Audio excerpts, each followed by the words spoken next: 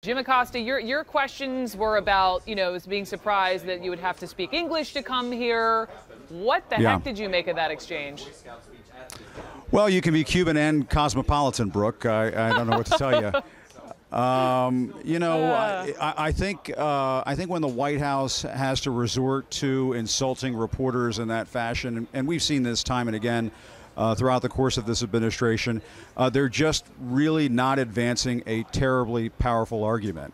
When somebody who is steeped in immigration policy knowledge, like Stephen Miller is, he worked for Jeff Sessions for many years. They're very much on the anti-illegal immigration footing, in terms of what their policy beliefs are, and some critics say they are very much anti-legal immigration.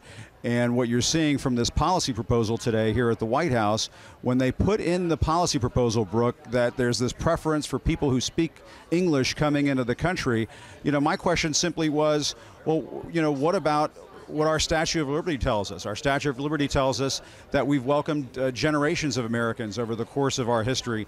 Many of those people, whether they came from Ireland or Germany or other parts of the world, Latin America, in recent times, those people don't always speak English. And so why is it that the White House is advancing a policy proposal that has this sort of English language speaking preference? You heard Stephen Miller say, well, when you're naturalized, you have to speak English. Well, yes, when you're naturalized, you're at the very end of the immigration process.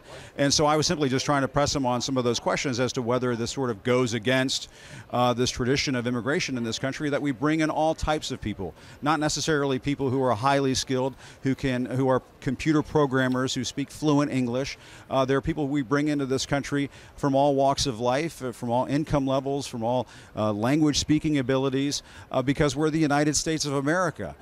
You mentioned my father. My father came here 3 weeks before the Cuban Missile Crisis in 1962. He's 11 years old, didn't speak any English. He tells me the story about how, a teacher at his school in Vienna, Virginia, sat down with him and patiently taught him English as he was growing up here in Northern Virginia. I think this goes back to a problem that this White House has. Remember, when the president launched his campaign for president, he referred to Mexican immigrants as rapists and criminals.